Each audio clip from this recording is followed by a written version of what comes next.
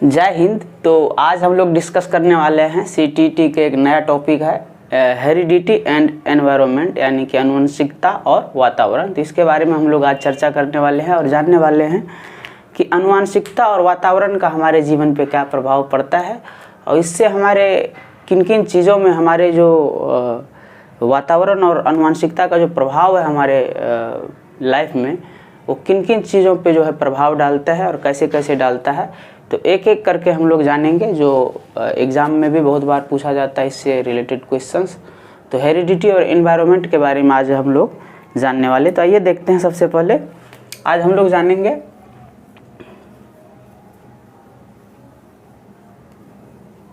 Heredity और environment के बारे में जानेंगे, यानी कि आनुवंशिकता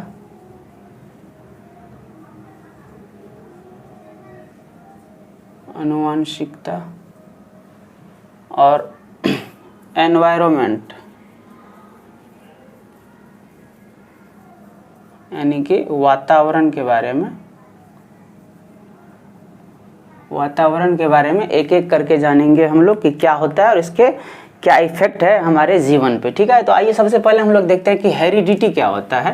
तो हेरिडिटी का जो अगर हम बात करें तो हेरिडिटी है कि जो भी जेनेटिक ट्रेट्स है जो हमें हमारे माता पिता के थ्रू मिलता है। जब हम पैदा होते हैं तो जो गुणसूत्र है या जो भी ट्रेट्स है, हम जेनेटिक ट्रेट्स हम कह सकते हैं, जो हमारे माता पिता के हैं, जो लक्षण है हमारे माता पिता के, वो अगर हमारे में आ जाता है या बच्चे में आ जाता है तो उसे ही हम कहते हैं आनुवंशिकता, यानी कि हेरिडिटी। ठीक है, तो हेरिडिटी में क्या होता है जनरली कि जो माता पिता का जो फिजिकल स्ट्रक्चर है, हेयर का कलर है, आई का कलर है, स्किन का कलर है, इंटेलिजेंस है, तो ये सारी चीज़ें जो जैसा माता पिता होता है वैसा ही उसके बच्चे में आता है। तो ये आनुवंशिकता कहलाता है। ठीक है, तो आनुवंशिकता का हमारे जीवन पे क्या क्या प्रभाव है और कहाँ कहाँ है, आइए एक एक करके देखते हैं। तो सबसे पहले हम लोग देखेंगे आनुवंशिकता का प्रभाव। ठीक है,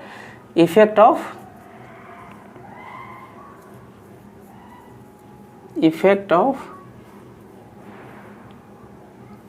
हेरिडिटी। इफेक्ट ऑफ हेरिडिटी, ठीक है, इफेक्ट ऑफ हेरिडिटी यानी कि आनुवंशिकता का प्रभाव। आनुवंशिकता का प्रभाव किस पे, हमारे जीवन पे आनुवंशिकता का क्या प्रभाव है, इसके बारे में हम लोग अभी जो है जानेंगे। ठीक है, तो सबसे पहले हम लोग देखते हैं कि फिजिकल कैरेक्टर। आनुवंशिकता का प्रभाव जो सबसे पहला है ऑन फिजिकल, यानी कि जो हमारा शरीर है ना, ये जो स्ट्रक्चर है, इस पे आनुवंशिकता का क्या प्रभाव है ये जानना सबसे ज़्यादा ज़रूरी है। कि इसमें क्या होता है कि जो हमारे माता पिता का स्ट्रक्चर है, फिजिकल स्ट्रक्चर है, हेयर का कलर है, आई का कलर है, वही हमारे में बच्चे में आता है। वो कैसे आता है? जीन्स के थ्रू आता है। माता पिता को जो जीन्स है उसी जीन्स के थ्रू, डीएनए के थ्रू, क्रोमोसोम्स के through, DNA deoxyribose nucleic acid, DNA,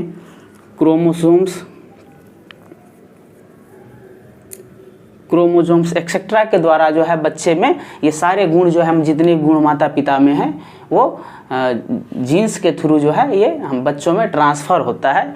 और इसीलिए जो है जैसा बच्चे का माता पिता का जैसा साइज़ होता है, शेप होता है, आकार होता है, स्किन का कलर होता है, हेयर का कलर होता है, वो ऐसा बच्चों में आता है। ठीक, तो ये एक बात हो गया जो फिजिकल, यानी कि शरीर पे क्या प्रभाव पड़ता है आनुवंशिकता का, शरीर पे हमारे फिजिकल कैरेक्टर में क्या चेंज आता है, ये हमने अभी जाना है। ठीक है, ये कैसे आता है, ये माता पिता का जो जीन्स है वो बच्चे में ट्रांसफ़र होता है और फिर ये उसी स्टाइल का जो है हमारा शरीर बनता है। जैसे अगर किसी का माता पिता मोटा है तो ज़्यादा चांस रहता है कि बच्चे का भी जो शरीर है वो मोटा हो जाता है। या अगर किसी का माता पिता बहुत ही दुबला पतला है तो आप देखोगे कि बच्चे का भी शरीर उसी टाइप का होता है, पतला सा।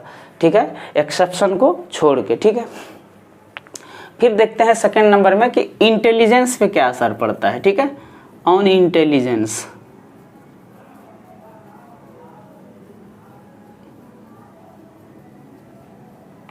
ऑन इंटेलिजेंस यानी कि बुद्धि पे क्या असर पड़ता है, यानी कि अगर हम बात करें कि बच्चे या मनुष्य के बुद्धि पे क्या असर पड़ता है हेरिडिटी का, तो मैं ये कहूँगा कि बुद्धि पे भी बहुत बड़ा असर पड़ता है हेरिडिटी का। अगर ये देखा गया है कि अगर माता पिता इंटेलिजेंट है तो बच्चे भी इंटेलिजेंट होंगे, इसका ज़्यादा चांस रहता है, और ये भी आनुवंशिकता पर भी निर्भर करता है। ठीक है, तो ये आनुवंशिकता का ही कारण है कि अगर आप देखोगे कि किसी का माता पिता आईएएस ऑफिसर है या बड़े पद पे है या बड़े है, तो आप देखोगे उसके बच्चे भी उसी टाइप का इंटेलिजेंट रहता है। तो ऐसा कैसे हो जाता है? तो ऐसा इसलिए होता है क्योंकि वो जो बच्चा पैदा हुआ है वो आनुवंशिकता का असर है, वहाँ पे जो जीन्स है माता पिता का वो बच्चे में जो ट्रांसफ़र हुआ है उसका असर है, और इसीलिए बच्चे जो है इंटेलिजेंट होता है। वो माता पिता से वो सारे गुण जो है ग्रहण किया हुआ है through the chromosomes and gene, जो जीन्स है जीन है, इसके थ्रू जो है बच्चे में सारा कैरेक्टर जो है पिता का माता का ट्रांसफ़र होता है, और ये फिर बच्चा भी माता पिता की ही भांति इंटेलिजेंट होता है। और आप बहुत सारी जगह देखे होंगे कि जो डल माता पिता होता है उनके बच्चे भी डल होते हैं, यानी कि जो मंद बुद्धि के माता पिता है तो इसका ज़्यादा चांस है कि बच्चे भी मंद बुद्धि के होंगे, और जिसका माता पिता इंटेलिजेंट है उसके बच्चे जब पैदा होंगे तो वो भी इंटेलिजेंट होंगे। ऐसा कौन कह रहा है? ऐसा कह रहा है आनुवंशिकता का थ्योरी, आनुवंशिकता ये एक गुण है। ठीक है, तो ये बुद्धि पे भी इसका बहुत बड़ा असर पड़ता है। तो ये एक चीज़ हम लोगों ने जाना। आइए थर्ड पॉइंट देखते हैं। थर्ड पॉइंट में है ऑन कैरेक्टर।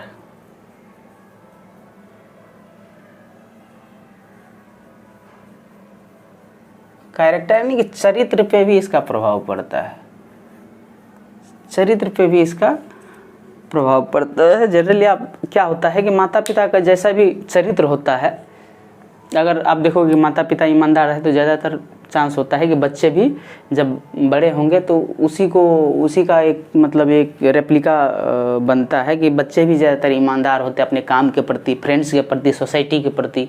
अगर देखोगे कि अगर माँ बाप ही उचक्का है, चोरी करता है या कोई गलत काम में इन्वॉल्व है, तो इसका भी ज़्यादा चांस है कि बच्चे का भी कैरेक्टर ना उसी टाइप का डेवलप होता है थ्रू दी। और ये सारे जो कैरेक्टर है कैसे आता है? आनुवंशिकता से ट्रांसफ़र होता है, और जो जीन्स है ये जो है सारा डिसाइड करता है कि बच्चे का कैरेक्टर कैसा होगा। ठीक, वैसे ये कैरेक्टर जो है इन्वायरमेंट पे यानी वातावरण पे भी बहुत सारा रोल है इन्वायरमेंट का, कि जैसा परिवेश रहता है वैसा बच्चे का कैरेक्टर होता है। लेकिन कहीं ना कहीं आनुवंशिकता का भी बहुत बड़ा रोल है, यानी कि माँ बाप का जो कैरेक्टर है ये भी बहुत बड़ा रोल अदा करता है बच्चे के या मनुष्य के चरित्र पे। तो ये एक बात हम लोगों ने जाना। ठीक है, तो ये 3 पॉइंट्स था जो हम लोगों ने अभी जाना है। आइए अभी अगला देखते हैं, एनवायरनमेंट के बारे में जानते हैं, वातावरण के बारे में जानते हैं। ठीक है, तो वातावरण के बारे में जानते हैं। ये वातावरण के बारे में जानते हैं। वातावरण का मतलब इन्वायरमेंट। देखिए इन्वायरमेंट का जो मीनिंग है, जनरली लोग ये समझता है कि इन्वायरमेंट का मतलब जो ये हवा है, पानी है, पशु, इसको ज़्यादातर लोग मानते हैं कि जो हवा पानी है यही एनवायरनमेंट है, लेकिन नहीं, ये गलत कंसेप्ट है। इन्वायरमेंट जो है एक्चुअली एक फ्रेंच वर्ड है, आप देखोगे एक फ्रेंच वर्ड है जो इन्वेरिया से बना हुआ है।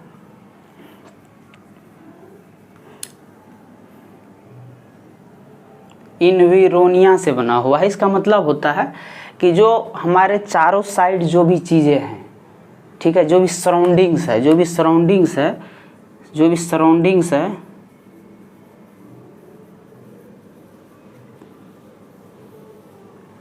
वही क्या है? वातावरण है। सराउंडिंग क्या है? चाहे वो पशु हो, पक्षी हो, तालाब हो, नदी हो, स्कूल हो, कॉलेज हो, फ्रेंड्स हो, सोसाइटी हो, पुलिस हो, जितने भी सारे चीज़ है इस धरती पे, आकाश हो, जो भी सारी चीज़ है इस धरती पे, जो भी आपको दिखाई दे रहा है आपके चारों तरफ, घर, मकान, गहना जेवर, जो भी आप कह लो, तो ये सारे चीज़ क्या है आपका इन्वायरमेंट के अंदर आता है, ठीक है।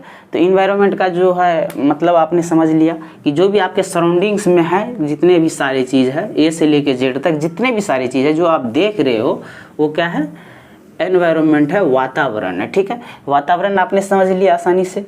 आइए देखते हैं कि वातावरण का क्या हमारे जो जीवन है उस पर क्या जो है असर है, वातावरण का क्या प्रभाव पड़ता है। तो सबसे पहले ना इसमें भी हम देखेंगे कि फिजिकल कैरेक्टर पे भी असर पड़ता है। सबसे पहले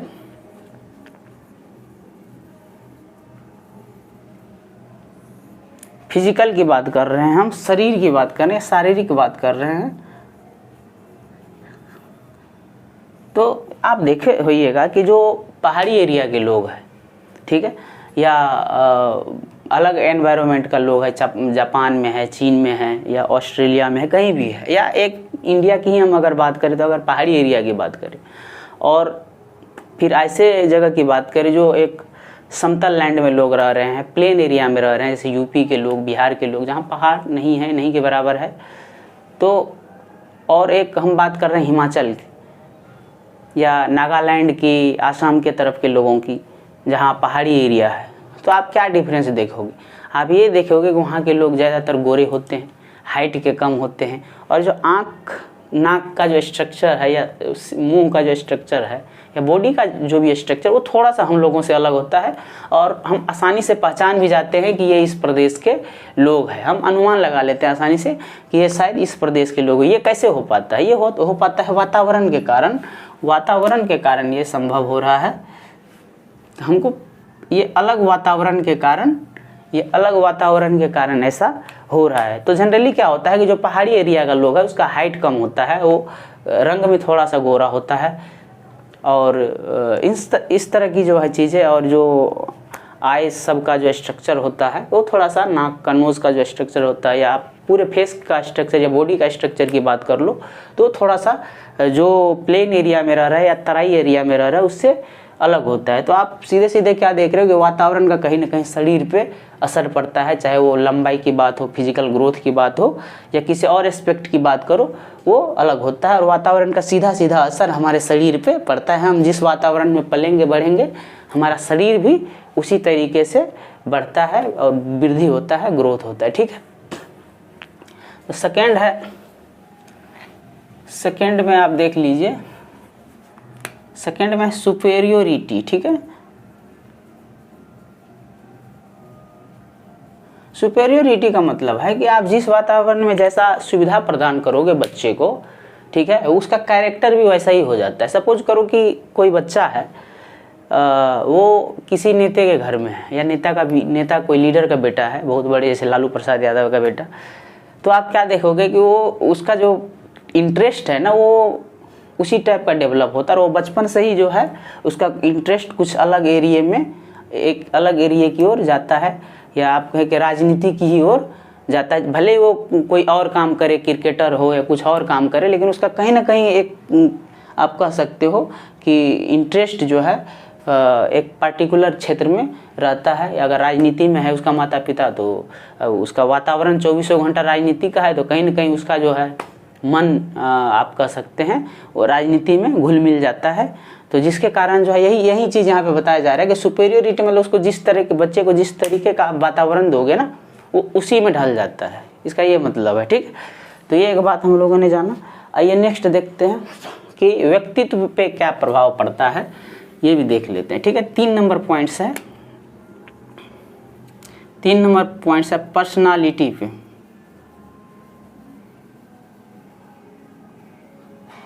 यानी कि व्यक्तित्व पे क्या प्रभाव पड़ता है, ये देखिए। व्यक्तित्व का मतलब जो आदमी खुद, जो हम कैसा है, खुद के बारे में, हमारे खुद में क्या डेवलपमेंट हो रहा है या क्या चेंजेस हो रहा है, उसे हम व्यक्तित्व कहते हैं। तो जो हमारा पर्सनालिटी है, इस पे भी वातावरण का बहुत बड़ा रोल है। वातावरण का क्या है, बहुत बड़ा रोल है। तो ये एक अलग बात है जो जानना ज़रूरी है हम लोगों को, कि जो पर्सनालिटी है उस पर एनवायरनमेंट का जो है बहुत बड़ा क्या है, रोल है।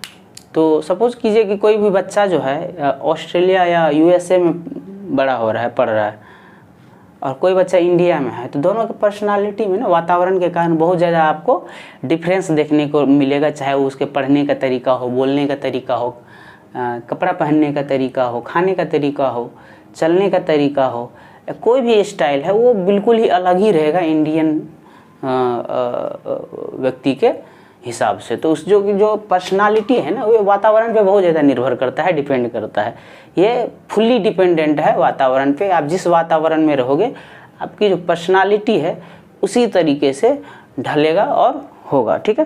तो ये इस पे ना फ्रीमैन जैसे एक साइकोलॉजिस्ट थे, और न्यूमैन और फ्रीमैन ये साइंटिस्ट थे जो एक रिसर्च किया था। वो क्या किया था कि बहुत सारे ट्विंस को, जैसे जो जुड़वा जो बच्चे होते हैं, उनको क्या किया इन्होंने, एक एक बच्चे को क्या किया, अलग कर दिया। जैसे 2 जुड़वा भाई है, तो एक को क्या किया इन्होंने, किसी रूरल एरिया में डाल दिया, जैसे बिहार और यूपी जैसे के पिछड़े गांव समझ लीजिए, वहाँ पे डाल दिया। और एक एक बच्चे को क्या किया उन्होंने, बड़े शहर में से दिल्ली, मुंबई और चेन्नई जैसे बड़े शहरों में एक अच्छे घर में पलने के लिए छोड़ दिया। कुछ वर्षों के बाद दोनों के बारे में जो है डाटा कलेक्ट किया, दोनों बच्चे के बारे में। दोनों मतलब एक जो गांव में रहता था और एक जो शहर में रहता था। तो उसने देखा कि दोनों में ना बहुत सारा अंतर है। बहुत सारा अंतर क्या है कि जो बच्चा गांव में है और जो बच्चा शहर में है, जो बच्चा शहर में डाल दिया था, जबकि दोनों भाई ही था, दोनों पैदा हुआ था एक ही साथ, ठीक है। लेकिन जब दोनों बच्चे को, एक बच्चे को इन्होंने क्या किया, शहर में डाल दिया, एक बच्चे को शहर में डाल दिया,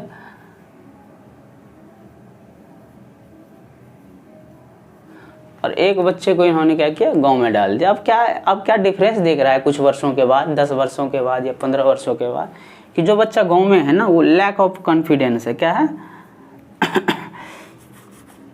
लैक ऑफ कॉन्फिडेंस है, लैक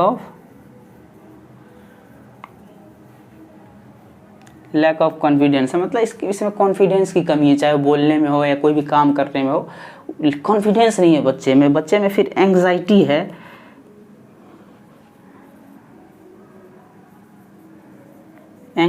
है, बच्चे में। एंग्जाइटी का मतलब हो गया थोड़ा सा, मतलब वो अपने आप को ना वो अच्छा फील नहीं कर रहा है, ठीक है। किसी भी काम को करने में या कुछ करने में डर रहा है, थोड़ा सा एंग्जाइटी फील कर रहा है, मतलब फ्रेशनेस नहीं फील कर रहा है, ठीक है। और भी बहुत सारा इशू जो है बच्चे में, चाहे वो लैंग्वेज की बात हो, भाषा सही से बात नहीं कर पा रहा है, या इस तरह की जो सारे प्रॉब्लम्स है वो देखने को मिल रहा है। कॉन्फिडेंस नहीं है बच्चे में, ठीक है। उसके बाद शारीरिक विकास में भी देखा गया है कि प्रॉब्लम है। फिर वहीं अगर बात करो आप, जो बच्चे शहर में डाल दिया था उसके बारे में अगर बात करो, तो इसमें देखोगे कि ये कॉन्फिडेंस से भरा पड़ा है। चाहे वो किसी से भी बात करो, बड़े लोगों से भी बात करने में घबराता नहीं है। चाहे कोई भी ऑफिसर आ गया सामने, कोई हिचकिचाहट नहीं, कोई डर नहीं। डर नाम का तो चीज़ ही नहीं। क्या बात करना है, कैसे बात करना, आसानी से जानता है, हैंडल भी कर लेता है आसानी से। उसके बाद जो है एक हाई लेवल का जो है, एक तरीके से आप कह सकते हो कि कॉन्फिडेंस है। उसके बाद इंटेलेक्चुअल लेवल जो है,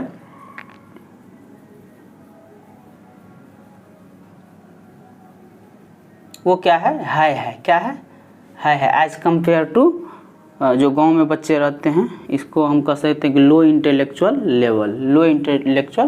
लेवल, इसमें high intellectual level. High intellectual का मतलब जो मानसिक विकास है, जो बुद्धि है या दिमागी विकास है, वो शहर में रहने वाले बच्चों का ठीक ढंग से हुआ है एज कम्पेयर टू गांव में रहने वाले बच्चे के। इस तरह की जो है बहुत सारे चेंजेस जो है देखने को मिल रहा है। तो ये ऐसा क्यों हो रहा है? ऐसा हो रहा है वातावरण में बदलाव के कारण। क्या हो रहा है? वातावरण में बदलाव के कारण। वातावरण यहाँ क्या है? वातावरण इसका फ्रेंड्स हो सकता है, स्कूल हो सकता है, कॉलेज हो सकता है, इसके माता पिता हो सकते हैं, जो भी है वहाँ आसपास के जितने भी सारे चीज़ें, सारे इनको मदद किया या इन्फ्लुएंस किया इनको, इनके कामों में, ठीक है। तो ये एक सारा चीज़ है जो हम लोगों ने अभी जाना है। तो ये वातावरण का ये प्रभाव होता है हमारे पर्सनालिटी पे। और साथ में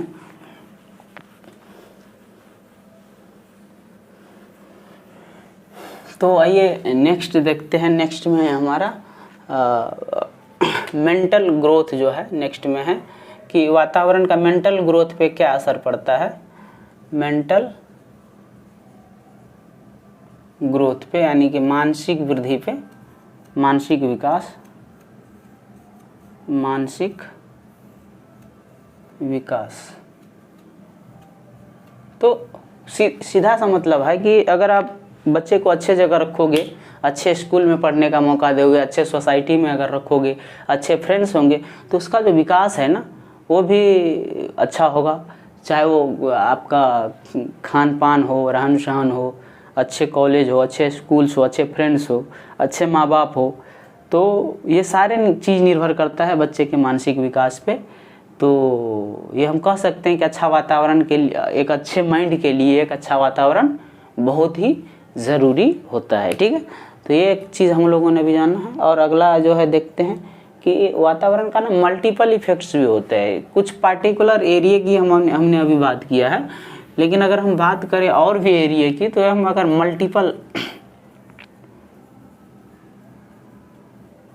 मल्टीपल इफ़ेक्ट की बात करें,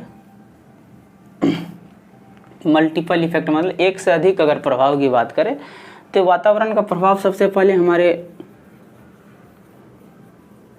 लैंग्वेज पे पड़ता है, लैंग्वेज डेवलपमेंट पे पड़ता है। यानी कि अगर कोई बिहार का बच्चा है तो उसका बात करने का तरीका अलग होगा, दिल्ली मुंबई का है तो बात करने का तरीका अलग होगा। ठीक है, तो लैंग्वेज पे भी असर पड़ता है। आप आसानी से पता कर सकते हो भाषा से कि बंदा कहाँ का है। ठीक है, से कोई बिहार का है, का हो बबुआ, तो आप पकड़ लोगे ये बिहार यूपी का है।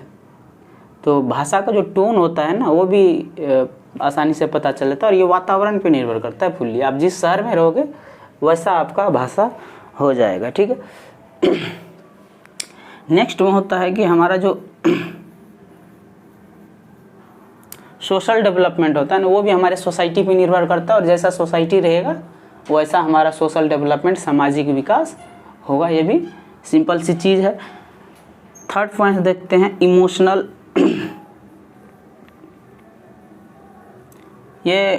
ये भी निर्भर करता है आपके वातावरण पे, कैसा परिवार है, कैसा आपका फ्रेंड्स है, कैसे आपके टीचर्स है, ये सारी चीज़ निर्भर करता है आपके इमोशनल यानी कि संवेगात्मक जो वृद्धि है या विकास है इस पे निर्भर करता है। इसको संवेगात्मक विकास या वृद्धि बोलते हैं, इमोशनल डेवलपमेंट बोलते हैं। तो ये भी जो है क्या है, वातावरण पे निर्भर करता है। क्या करता है, वातावरण पे निर्भर करता है ये सारे चीज़ें। ठीक है, इमोशनल के साथ साथ और इसमें आप जोड़ सकते हो कोग्निटिव डेवलपमेंट, कोग्निटिव और भी जितने टाइप से डेवलपमेंट है सारे डेवलपमेंट निर्भर करता है। कोग्निटिव डेवलपमेंट हो गया, ये सारे चीज़ निर्भर करता है वातावरण पे। से सारे क्या है, कनेक्टेड है, डायरेक्टली या इनडायरेक्टली सारे क्या है वातावरण पे कनेक्टेड है। यानी कि जैसा वातावरण आपको मिलेगा वैसा आपका दिमाग होगा, वैसा आपके इमोशनल डेवलपमेंट होगा, वैसा आपका सोशल डेवलपमेंट होगा और वैसा आपका लैंग्वेज डेवलपमेंट होगा। तो ये सारे डेवलपमेंट जो है आपका निर्भर करता है आपके वातावरण पे। इंटेलेक्चुअल डेवलपमेंट भी हम यहाँ बता सकते हैं, इंटेलेक्चुअल डेवलपमेंट भी वातावरण पे निर्भर करता है। ठीक, तो ये सारे पॉइंट्स है जो आपको ध्यान में रखना है, याद नहीं करना है। ठीक है, याद मत कीजिएगा इसको, बस ऐसे ही समझिएगा कहानी की तरह, क्योंकि इसको समझना ज़रूरी है। अगर आप याद करोगे तो फिर क्वेश्चन आप सोल्व नहीं कर पाओगे। एक बार आपने समझ लिया बस काम ख़त्म है। बाकी आप अगर इसे नोट्स बनाना चाहो तो बाद में वीडियो देख के आप इसे नोट्स में बना सकते हो, लिख सकते हो। ठीक है, तो ये सारा चीज़ हम लोगों ने जाना, लेकिन एक छोटा सा चीज़ और जानना ज़रूरी है, वो ये है कि हम लोगों ने अभी आनुवांशिकता और वातावरण यानी कि हेरिडिटी और एनवायरनमेंट के बारे में जाना है। तो एक चीज़ और जान लेते हैं कि इन दोनों में फ़र्क क्या है। ठीक है, क्योंकि एक दो बार क्वेश्चन पूछा गया है दोनों के अंतर के बारे में, तो ये चीज़ जानना आपको बहुत ज़रूरी है। तो सबसे पहले हम यहाँ पे लिखते हैं, आपसे बहुत बार पूछा गया है कि नेचर और नर्चर में क्या फ़र्क है। नेचर और नर्चर यहाँ लिख देता हूँ, थोड़ा सा फ़र्क है स्पेलिंग का, देखिएगा NURTURE नर्चर और NATURE नेचर, ठीक है। स्पेलिंग का फ़र्क है, थोड़ा सा ध्यान से देखिएगा। तो ये जो नेचर है ना, ये डायरेक्टली कनेक्टेड है आपके अनुवांशिकता से, हेरिडिटी से। किस चीज़ से? हेरिडिटी से कनेक्टेड है, हेरिडिटी से कनेक्टेड है, अनुवांशिकता से कनेक्टेड है। अनुवांशिकता से, जो हमारे माता पिता के द्वारा हम जब पैदा होते हैं तो जो भी गुण जो है, जो भी कैरेक्टर जो है हमारे माता पिता से जीन्स के थ्रू, क्रोमोसोम्स के थ्रू मिलता है, दैट इज़ कॉल्ड हेरिडिटी। और हेरिडिटी को हम दूसरे भाषा में नेचर भी कह सकते हैं, ठीक है। और जो नर्चर है, नर्चर का मतलब होता है कि हम कहाँ पे पल बढ़ रहे हैं, ठीक है। तो वो हो जाता है हमारा नर्चर। तो हम पलते बढ़ते कहाँ, इस परिवेश में पलते बढ़ते हैं, वातावरण में पलते बढ़ते हैं। तो इसका सीधा सा मतलब है कि ये क्या है, वातावरण से कनेक्टेड है, एनवायरनमेंट से कनेक्टेड है। एनवायरनमेंट से कनेक्टेड है, वातावरण से कनेक्टेड है। क्या है? वातावरण से कनेक्टेड है। इसका सीधा मतलब क्या होता है? वातावरण होता है। तो एक दो बार जो है सीटेट में भी क्वेश्चंस पूछा गया है कि नेचर का क्या मतलब होता है और नर्चर का क्या मतलब होता है। ऑप्शन आपको ये सारे मिक्स में डाल देंगे, तो आपको चूज करना है हमेशा कि नेचर का सीधा मतलब होता है हेरिडिटी से, अनुवांशिकता से, और नर्चर का मतलब होता है एनवायरनमेंट से, वातावरण से, ठीक। तो ये चीज़ें आपको याद रखना है। तो आप अगर वीडियो में आप कहीं भी दिक्कत हुआ होगा आपको, तो रिपीट करके एक बार ज़रूर देख लीजिएगा वीडियो को। और सीटेट के लिए जो भी टीटी एग्ज़ाम्स है उसके लिए अगर आप तैयारी कर रहे हैं तो आपसे अनुरोध है, आपसे विनती है कि आप हमारे चैनल को सब्सक्राइब कर लें, क्योंकि हम ये अपने बनाए हुए नोट्स से आपको पढ़ाते हैं और अच्छे अच्छे वीडियोस जो है आपको इस चैनल पे, हमारे साइंस से नहीं नाम का जो चैनल है उस पर मिलेगा। और आने वाले टाइम में हम आपको मैथ्स और साइंस भी बताएंगे बहुत अच्छे तरीके से। तो अगर आपने अभी तक हमारा चैनल सब्सक्राइब नहीं किया है तो प्लीज़ सब्सक्राइब कर लीजिए। तो मिलेंगे नेक्स्ट वीडियो में, तब तक के लिए आप स्वस्थ रहे, मस्त रहे और व्यस्त रहे। जय हिंद।